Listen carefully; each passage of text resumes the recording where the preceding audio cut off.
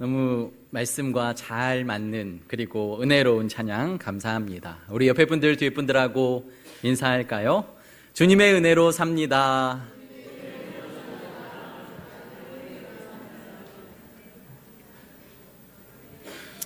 로마서는 우리 믿는 자들에게 주신 말씀입니다. 그렇기 때문에 믿는 자들이 이 로마서를 통해서 신앙에 대한 뼈대를 세울 수 있습니다. 조금 부담스러운 말씀도 있고 아니면 좀 까다로운 말씀도 있지만 이 말씀을 온전히 이해해야 이단이나 다른 복음에 빠지지 않을 수 있다는 것을 기억하고 이 말씀들을 잘 꼭꼭 씹어서 로마서의 말씀을 통해서 우리의 신앙을 바로 세우시는 성도 여러분들이 되시기를 예수 그리스도의 이름으로 축복합니다. 로마서의 배경에 관해서 말씀드렸잖아요. 로마의 성도들이 유대인과 그리고 이방인 다른 교인들로 나뉘어서 서로 분열하고 있는 그 상태. 유대인들은 계속해서 말하는 겁니다. 율법이 있어야 된다고, 할례가 있어야 된다고, 예수님도 좋지만 예수 그리스도를 믿는 믿음도 필요하지만 더 중요한 것은 율법과 할례 없이는 구원받을 수 없다. 이것들을 계속 이야기하는 거예요. 이방인들은 할례 받은 자들이 없는 거죠. 어려서부터 율법에 관해서 배우지 않았기 때문에 그 율법을 제대로 지키는 자가 없습니다. 그런데 계속해서 예수 그리스도 외에 또 다른 복음들을 이야기하고 있는 것들이 갈등을 만들었고 바울 사도는 그들에게 정확한 복음을 통해서 다시 저들이 온전한 복음을 갖길 원했다라는 것이죠. 20절 말씀, 지난주 말씀 마지막 말씀인데요. 우리 20절 말씀 한번 같이 읽어볼까요? 시작. 그러므로 율법의 행위로 그의 앞에 의롭다 하심을 얻을 육체가 없나니 율법으로는 죄를 깨달음이니라. 아멘. 지난주 말씀처럼 이방인도 유대인도 세상 모든 사람들이 죄인입니다. 율법으로는 하나님의 나라에 의롭게 될 사람이 단 한 사람도 없습니다 라고 바울 사도가 선포하는 거죠. 그러면 우리는 마음 가운데 질문이 생겨야 해요. 그러면 어떡하자는 겁니까? 그러면 어떻게 할까요? 우리의 힘으로는 의롭게 될 사람이 아무도 없는데 어떡하자는 거예요? 라고 말하는 건데 오늘 말씀이 그 말씀을 우리에게 알려줍니다. 21절 말씀 다시 한번 보십시오. 시작. 이제는 율법 외에 하나님의 한 의가 나타났으니 율법과 선지자들에게 증거를 받은 것이라. 아멘. 율법을 지키는 것 때문에 구원받을 수 없어. 의인이 될 수 없어. 그런데 하나님께서 율법 외에 한 의를 우리에게 주셨는데 우리가 너무 잘 알다시피 그분이 예수 그리스도다. 그런데 오늘 21절 후반절에 보면 율법과 선지자들에게 증거를 받은 것이다 라고 말하는 거예요. 그러니까 이 유대인들이 자꾸 공격을 하는 거죠. 바울 사도를. 왜 예수 그리스도만이 구원이야? 예수 그리스도만 믿으면 어떻게 구원받는다고 의인이 된다고 말할 수 있어? 라고 계속해서 공격하는데 바울 사도는 오늘 21절 말씀을 통해서 율법과 선지자들이 그걸 증거해. 다시 말하면 구약 성경이 그것을 약속하고 있고 예언하고 있어 라고 말하는 거예요. 그러니까 예수님 믿는 그것 한 분으로 하나로 충분하다는 것을 구약 전체가 말하고 있어 라고 말하는 거죠. 우리가 읽진 않았지만 4장으로 한번 넘어가 보시겠어요? 4장 1절 2절. 왜냐하면 이 사람들이 믿지 않는 사람들에게 아브라함을 봐. 너희들이 가장 중요하게 생각하는 그 아브라함이 믿음으로 예수 그리스도에 관한 그 믿음 하나로 구원받은 사람이야 라고 의롭게 된 사람이야 라고 말하고 있는 거죠. 4장 2절 3절입니다. 시작. 만일 아브라함이 행위로서 의롭다 하심을 받았으면 자랑할 것이 있으려니와 하나님 앞에서는 없느니라. 성경이 무엇을 말하느냐? 아브라함이 하나님을 믿음에 그것이 그에게 의로 여겨진 바 되었느니라. 아멘. 율법은 하나님께서 언제 우리에게 주셨을까요? 모세가 시내산에서 율법을 받아왔잖아요. 근데 아브라함은 율법을 받기 전 사람이라는 거죠. 그러니까 아브라함이 어떻게 의롭게 되었냐? 율법으로만 의롭게 된다면 아브라함은 율법이 없던 시대에 의롭게 되었다. 그런데 오늘 성경이 기록하는 것은 3절 말씀해 보세요. 성경이 무엇을 말하느냐? 아브라함이 하나님을 믿음에 그것이 그에게 의로 여겨진 바 되었느니라. 아브라함은 율법이 없을 때에 하나님이 의롭다고 말한 사람이야. 그런데 그가 어떻게 의롭게 되었냐? 오직 믿음으로라는 거죠. 하나님을 믿음으로 말미암아 하나님은 그를 너 의로워라고 말씀했다라는 거예요.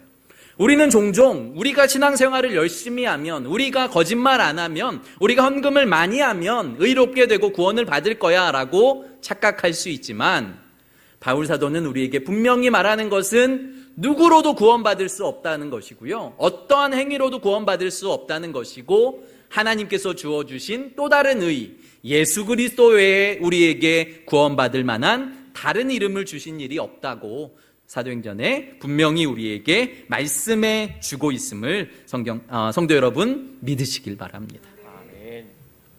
사탄은 우리를 끊임없이 율법으로 공격합니다.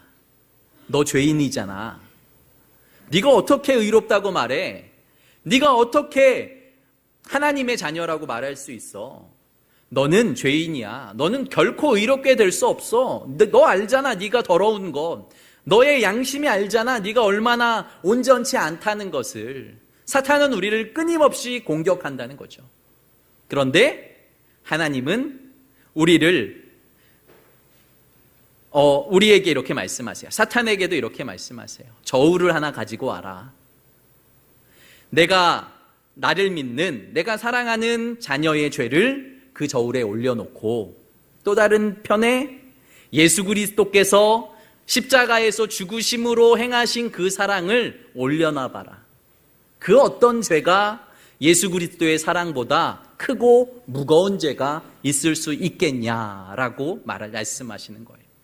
다시 말씀드리면 예수 그리스도의 죽으심과 부활, 예수 그리스도의 사랑보다 더 큰 죄, 더 무거운 죄는 이 세상에 단 한 가지도 없다는 것을 사랑하는 성도 여러분들 믿으시길 바랍니다. 오직 예수 그리스도를 믿음으로 우리는 의로워질 수 있습니다. 아멘. 두 번째로는 오직 예수 그리스도를 그러니까 오직 믿음으로 구원을 받을 수 있다는 거예요. 22절 말씀도 우리 같이 읽어볼까요? 3장 22절입니다. 시작. 곧 예수 그리스도를 믿음으로 말미암아 모든 믿는 자에게 미치는 하나님의 의인이 차별이 없느니라. 아멘. 아멘. 우리는 예수 그리스도가 또 다른 의로 오셨음을 믿는다면 우리가 해야 할 일은 그 믿음으로 예수 그리스도를 붙드는 일을 하는 거죠. 그러니까 예수 그리스도가 또 다른 의로 이 세상에 오셨어요. 율법 외에 구원받을 만한, 율법 외에 의롭게 될 만한 또 다른 길을 우리에게 허락해 주셨다는 거죠. 유일한 길을. 그런데 우리가 그 길을 알았다면 믿음으로 그 분을 붙드는 일을 해야 한다는 것을 사랑하는 성도 여러분들 꼭 기억하시길 바랍니다. 아멘. 우리는 믿음은 행동이야, 믿음은 행함이야 라고 말할 수 있지만 사실은 믿음은 태도라고 말해야 옳습니다. 예수 그리스도가 나의 구주 되심, 예수 그리스도가 구약 성경에서 오시겠다고 말씀하시고 오셨고 다시 오실 그 모든 사건들을 나는 믿어. 그리고 그분을 믿고 따르는 삶의 태도를 우리는 믿음이라고 말해야 한다는 것이죠. 우리가 너무 잘 아는 종교개혁자 루터 아시잖아요. 루터는 그 죄의 문제에 관해서 깊은 고민을 가지고 있는 사람이었어요. 그는 수도원의 사제였습니다. 수도원의 사제로서 삶을 살아가면서 자신의 안에 있는 죄에 대한 문제가 계속해서 자신을 찌르고 자신을 아프게 하고 해결되지 않는 거예요. 그는 몇 날 며칠을 무릎으로 그 수도원의 계단을 오릅니다. 무릎에는 피가 철철 나죠.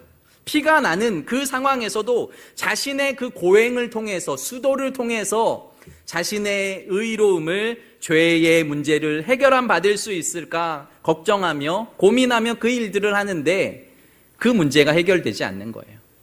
금식하며 기도하며 하나님께 부르짖는데 그 문제가 해결되지 않는 거예요. 내 힘으로 어떻게 할 수 있을까? 사제이니까요, 선배 사제들을 찾아다니면서 고해성사를 하는 거예요.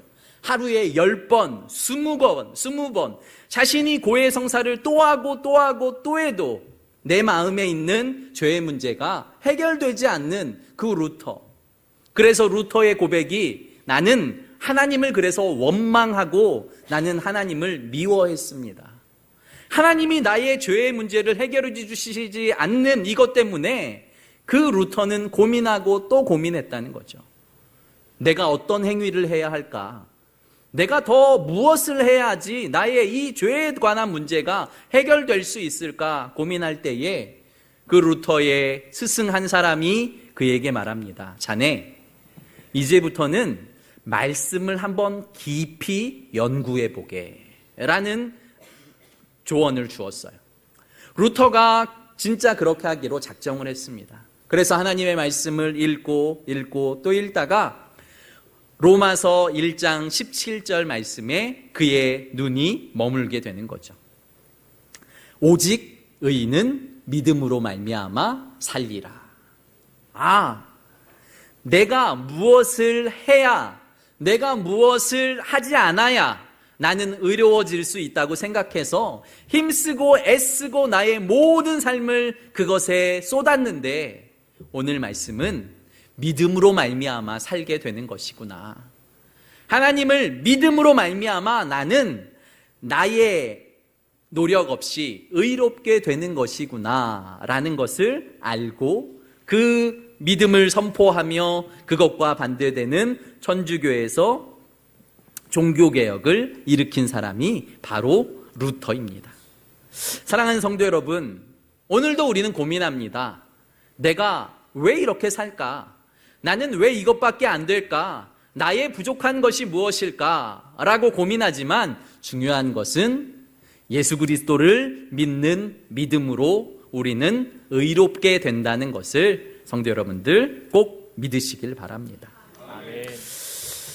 중요한 것은 이 믿음에 대한 행위, 이것을 강조하면 또 다른 어려움이 우리 안에 있을 수 있다라는 거예요. 23절, 24절 말씀도 우리 같이 한번 읽어볼까요? 23절, 24절입니다. 시작. 모든 사람이 죄를 범하였음에 하나님의 영광에 이르지 못하더니 그리스도 예수 안에 있는 속량으로 말미암아 하나님의 은혜로 값없이 의롭다 하심을 얻은 자 되었느니라. 아멘. 오직 믿음으로 의롭게 되는 것 맞습니다. 그런데 중요한 것은 우리가 오직 믿음으로 라고 말하면 나에게 있는 믿음을 집중하기가 쉽다는 거예요. 팀 켈러 목사님이라는 분이 이런 말씀을 하셨어요. 한번 잘 들어보세요. 믿음은 빈손으로 하나님께 나오는 태도일 뿐이다. 믿음은 빈손으로 하나님께 나오는 태도일 뿐이다. 만약 당신이 믿음 때문에 구원받았다고 생각한다면 그리스도를 응시하는 것을 그치고 당신의 믿음에 주목할 것이기 때문이다. 무슨 말씀인지 아시겠죠? 내가 믿었어. 나는 참 잘한 사람이야. 잘한 선택이야. 내가 믿었기 때문에 나는 의로워진 거야. 그러니까 나를 주목하게 된다는 거죠. 그러니까 믿음에 주목할 것이 아니라 그 믿음의 대상 되시는 예수 그리스도를 바라보고 믿음의 대상 되시는 하나님을 바라봐야 된다는 것.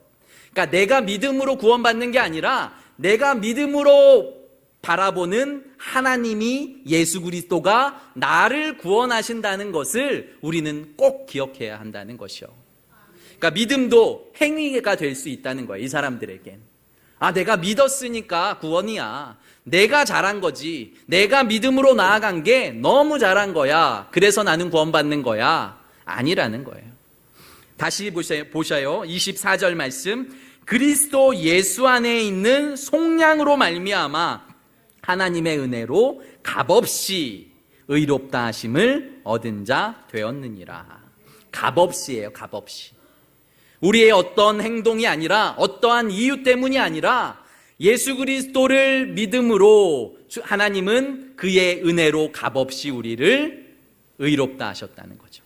그러니까 중요한 것은 하나님의 은혜로 우리가 구원받았다는 것, 하나님의 은혜로 우리가 의롭게 되었다라는 것을 기억하시길 바라요. 믿습니다 100번 하면 의로워지는 게 아니라는 거죠. 믿음에 관해서 설교하니까요, 예전에 한 사건이 기억나는데, 어떤 부교역자를 저희 교회에서 청빙하는 과정이었어요. 몇 년 전인데, 그래서 이제 공고를 냈죠. 그러니까 여러분들이 한 몇 분이 그 부교역자로 사역하길 원합니다 하고 원서를 낸 거예요. 그러면서 자기소개서를 적는데 어떤 한 분이 이렇게 적었습니다. 내가 기도해 보니까 나는 성일교회에 꼭 가야 됩니다. 하나님이 나를 이 교회 가라고 응답하셨습니다. 그래서 나는 목사님이 나를 뽑아줄 줄 믿습니다. 이렇게 적어 놓으신 거예요. 그 문장들을, 그 자기 고백서를 읽으면서 드는 생각은, 근데 왜 하나님은 목사님에게는 응답을 안 하셨을까? 이런 거죠. 어떤 친구 목사 중에 아주 크고 키도 크고 잘생긴 목사님이 있어요. 저는 한 번도 그런 적이 없는데 그 목사님에게는 자꾸 여자 청년들이 목사님 저 기도해 보니까 응답 받았어요. 저 하나님이 목사님하고 결혼하래요. 이런 응답을 자꾸 받는다는 거예요. 그렇게 줄 세우면 여러 명이 자기하고 결혼을 해야 된다는 거죠. 그러면서 똑같이 이야기하는 거예요. 이 목사님은 그 자매들이 올 때마다 자매님, 하나님이 저에게도 응답을 주시면 저도 그렇게 할게요. 그리고 다 돌려보냈다는 거죠. 그러니까 내가 믿는 믿음으로 우리는 구원받을 수 없다는 걸 이야기하는 거예요. 내가 주님을 붙잡지만 그 주님이 붙잡은 팔을 이끌고 구원하시는 분은 하나님의 은혜 아니고서는 될 수 없다는 것을 우리는 꼭 기억해야 한다는 것입니다. 우리는 마귀의 노예였습니다. 우리는 죄의 노예였습니다. 아담으로부터 우리는 죄에 속한 자들이었기 때문에 노예가 스스로 자신을 해방시키고 자신을 구원하는 사람은 단 한 사람도 없었어요. 다른 사람이, 자유인이 와서 값을 치르고 나를 사줘야 내가 그 노예의 신분에서 벗어나게 된다는 것이죠. 예수 그리스도가, 우리가 룻기 말씀을 전할 때 배웠잖아요. 기업 물을 자. 예수 그리스도가 우리의 기업 물을 자가 되어주시는 거예요. 인생이 망했는데, 인생은 죄악으로 이제 멸망인데, 죄의 삭슨 사망인데, 우리는 죽을 수밖에 없는 자들인데, 그 죄의 노예된 자들, 사망의 노예된 자들을 예수 그리스도께서 값을 치르고 사주셔서 우리를 구원해 주신, 우리의 고엘이 되어 주시고 우리의 기업 물을 자가 되어 주시는 예수 그리스도를 바라보시는 성도 여러분들 되시기를 예수 그리스도의 이름으로 축복합니다. 25절 말씀 우리 같이 읽어볼까요? 25절입니다. 시작. 이 예수를 하나님이 그의 피로써 믿음으로 말미암는 화목 제물로 세우셨으니 이는 하나님께서 길이 참으시는 중에 전에 지은 죄를 간과하심으로 자기의 의로우심을 나타내려 하심이니. 아멘. 예수님이 우리를 속량하셨습니다. 값을 주고 사셨는데요. 그것에서 끝나는 것이 아니라 예수님이 우리의 화목제물이 되어주셨다라고 25절에는 기록하고 있어요. 화목제물은 우리가 너무 잘 알잖아요. 제사를 지내기 위해서 염소, 양, 소, 자신의 그 삶에 적당한 짐승을 끌고 오는 거예요. 그리고 그 소에게, 그 양에게 이마에 손을 대고 자신의 죄를 전가하는 겁니다. 하나님, 제가 이런 죄를 지었습니다. 하나님, 저는 이렇게 죽을 수밖에 없는 죄인입니다. 하고 그 양에게 안수하고 그 양을 끌고 온 그 주인이 자신이 몽둥이로 칼로 죽이는 거예요. 그리고 배를 가르고 그 모든 내장을 꺼내고 각을 뜨고 그리고 제단에 올려서 화목제물을 드리는, 번제를 드리는 일들을 하게 되는 것이죠. 그런데 오늘 예수님이 우리의 모든 죄를 전가받으시고 하나님의 그 죄의 죄의 그 진노 앞에 예수님께서 서셨다는 거예요. 화목제물이 되셨다는 뜻이에요. 그래서 우리의 모든 죄를 대신해서 하나님의 진노를 다 받아내시고 화목제물이 되셔서 우리를 믿는 자들마다 의롭게 하시는 일이 벌어졌다라는 것이 오늘 로마서의 말씀이라는 것이죠. 사랑하는 성도 여러분, 우리가 의롭게 된 것 그냥 된 게 아니에요. 우리가 어떠한 값을 치러도 예수님이 하신 일을 감당할 수 없기 때문에 값없이 의롭게 해주신 복음이지, 복음이 가치가 없어서, 복음이 하찮아서 우리에게 주어진 복음이 아니라 우리가 어떠한 것을 치룰지라도 그 값을 치를 수 없기 때문에 값없이 우리를 구원해 주신, 값없이 우리를 의롭게 해주신 그 사랑을 우리는 기억해야 합니다. 아멘. 26절 말씀도 한번 같이 읽어볼까요? 26절 시작. 곧 이때에 자기의 의로우심을 나타내사 자기도 의로우시며 또한 예수 믿는 자를 의롭다 하려 하심이라. 아멘. 곧 이때에 자기의 의로우심을 나타내사 자기도 의로우시며 또한 예수 믿는 자를 의롭다 하려 하심이라.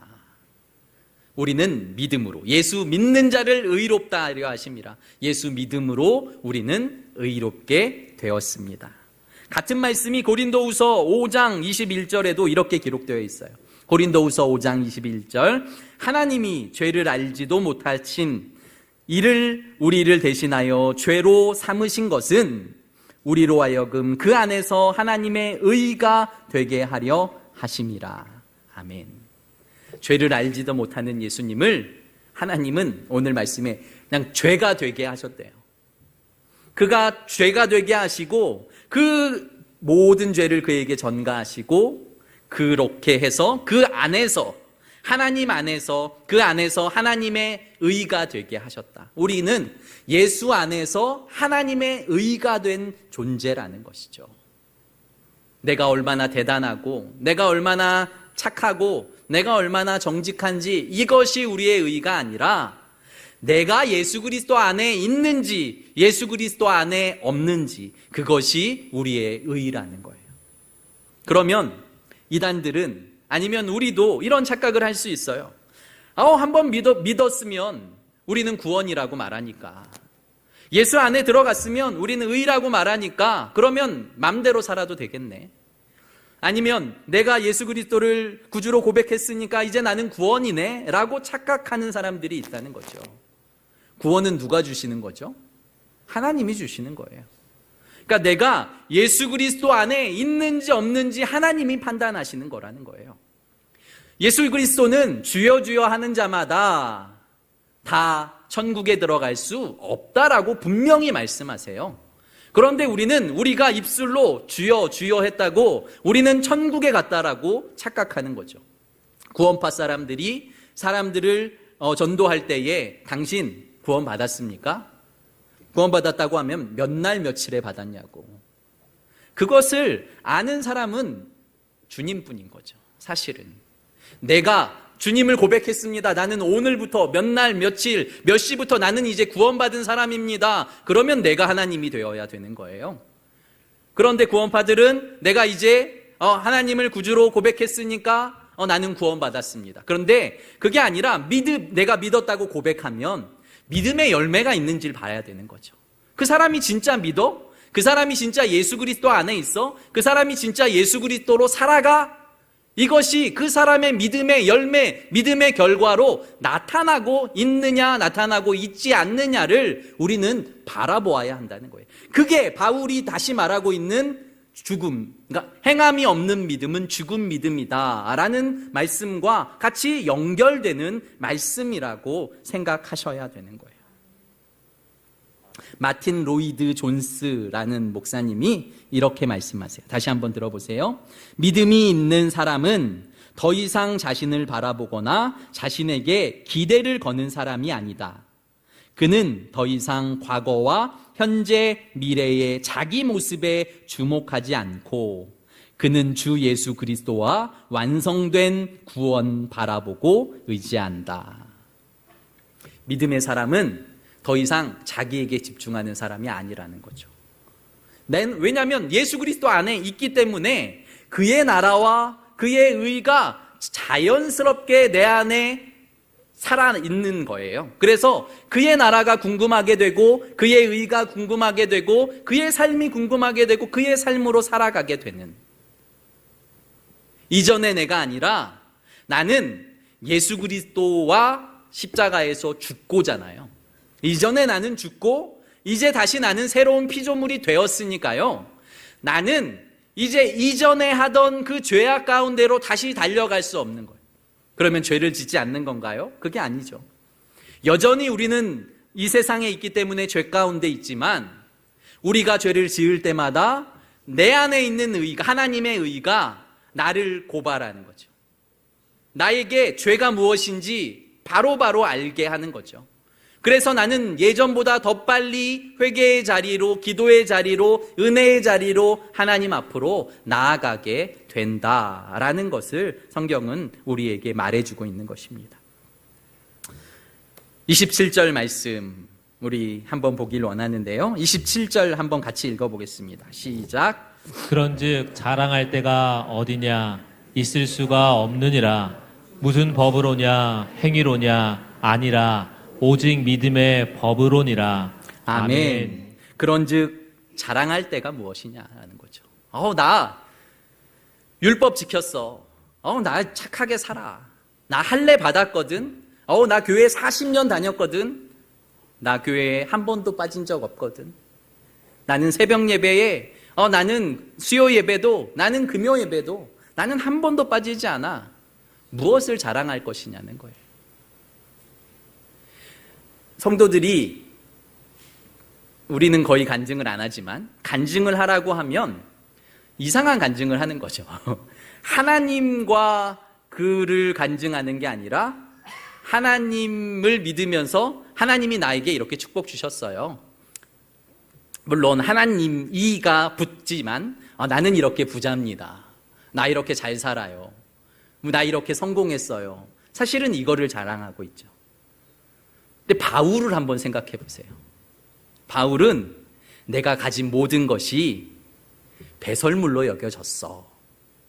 그러니까 더 이상 나에게 있는 것들을 자랑하지 않는다고요.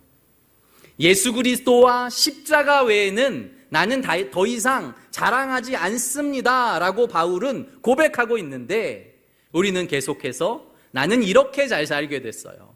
이렇게 부자가 됐어요. 나는 이렇게 뭐가 됐어요. 예수 그리스도, 그러니까 그것을 주신 예수 그리스도와 하나님만 우리의 자랑이 되기를 예수 그리스도의 이름으로 축복합니다. 마지막으로 우리 아까 읽었던 4장으로 가셔서 24절, 25절 말씀, 아브라함 이야기잖아요. 아브라함 이야기의 23절부터 한번 보세요. 이렇게 기록되어 있죠. 23, 24, 25 제가 읽어드릴게요. 그에게 의로 여겨졌다 기록된 것이 아브라함만을 위한 것이 아니요 의로 여기심을 받은 우리도 위함이니 곧 예수 우리 우리 주를 죽은 자 가운데에서 살리신 이를 믿는 자니라. 예수는 우리가 범죄한 것 때문에 내줌이 되고 또한 우리를 의롭다 하시기 위하여 살아나셨느니라. 아멘. 복음은 예수 그리스도고요. 우리가 의롭게 되는 유일한 방법은 예수 그리스도를 믿는 것이고, 그리고 우리가 사모해야 할 유일한 것은 하나님의 은혜입니다.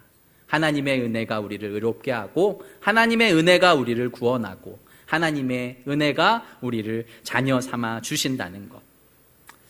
제가 이번 주에 말씀을 준비하면서 어떤 목사님이 이런 말씀을 하시더라고요.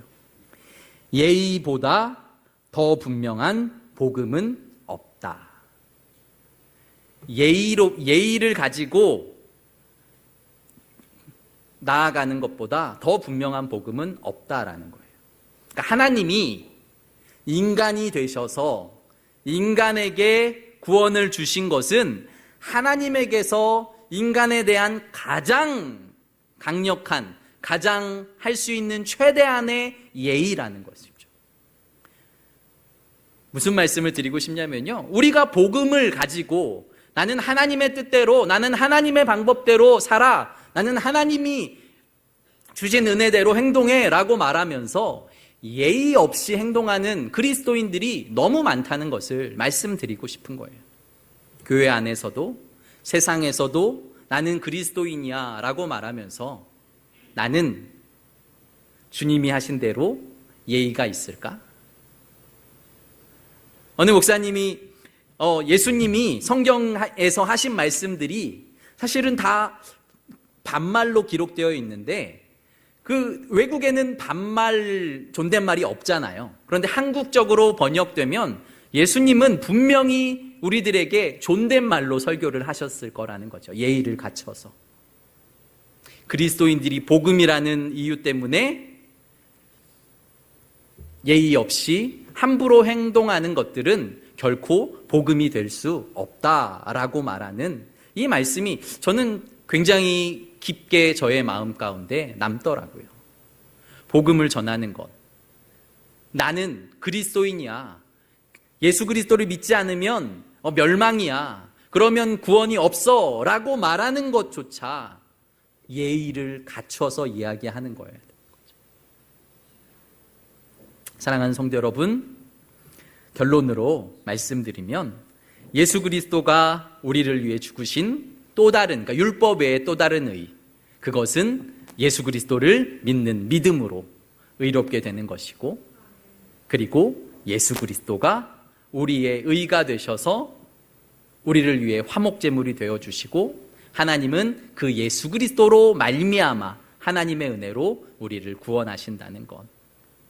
우리가 그 안에 거한다면 우리는 하나님의 마음으로, 하나님의 생각으로 판단하고 행동하게 된다는 것을 기억하시고, 내가 그리스도 안에 거합니다. 내가 그리스도의 자녀입니다. 라고 생각하시고 주님 안에 거하시는 성도 여러분들 되시기를 예수 그리스도 이름 축복합니다. 기도드리겠습니다. 거룩하고 존귀하신 아버지 하나님, 오늘 우리는 하나님의 의로운 자로 어떻게 살아가고 있습니까? 내가 주님을 선택했다고, 아니면 내가 믿음으로 주님 앞에 나아갔다고 나를 자랑하고 나를 높이고 있지는 않습니까?